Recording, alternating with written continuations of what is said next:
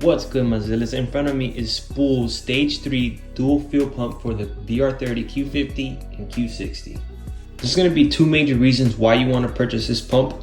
One, because you're having fuel cut issues, which may or may not be related to E85. But if it is related to E85, that's the main reason why you want to get this.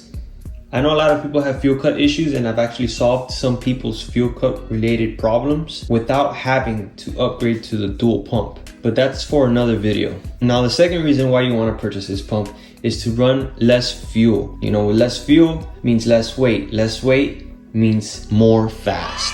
So in the box, we got a thank you card from Spool. Got Spool Performance decal. We got black ice air freshener, so I might rock that for a little bit. And of course, Boosted 6 Auto Works. Hit them up on IG, that way you get all your fuel related components. That's where I got all my fuel stuff, from high pressure fuel pump and now this low pressure fuel pump assembly. Moving on, we have two hoses, which this fuel pump actually runs off a hop switch, which that's the hop switch right there. Pretty much references boost in the manifold to activate the second pump. So this is the pump assembly. Oh, you have a few T-fittings and a barb fitting right here. And now you have fuel assembly.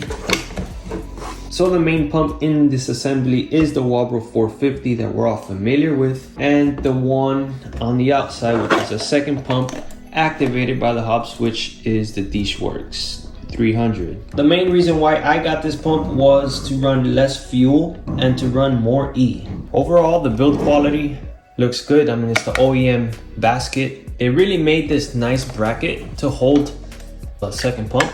Seems to be made out of billet aluminum. It's anodized red. Looks really good. It feels really good. And it holds the pump pretty sturdy in here. And you just put it through the gap here behind the pump basket, and then the other side goes in between the other valley here. The pumps obviously come with clean, brand new fuel strainers, fuel socks. I would say that this install is gonna be a pain in the butt just to get the pumps inside and assembled, but other than that, the wiring is all plug and play. This is gonna be pretty straightforward. They added the power supply to the top of the hat for the second pump here, activated by the hop switch. My only concern was that I noticed they crimped these ear clamps way too close to the edges. Generally, you wanna, at least leave 1/16 of an inch or 1/8 of an inch, depending how much tolerance you have to grab the fitting. But you never wanna clamp something at the very edge. That can possibly cause leaks. I'm not too worried because ear clamps tighten very good. That's what I use on my inner chiller kit. So I'm not too worried about these coming off or not having a good seal, but it's safer to always clamp it a little further away from the edge of the tubing. I'm actually gonna go ahead and install this right now. It's gonna be in another video, so make sure to stay locked into my channel, and I'll catch you guys in the next one. Peace, Zillas. It comes with a plug and play harness. Red and black are gonna go to the top of the hat here. That's gonna power the second pump.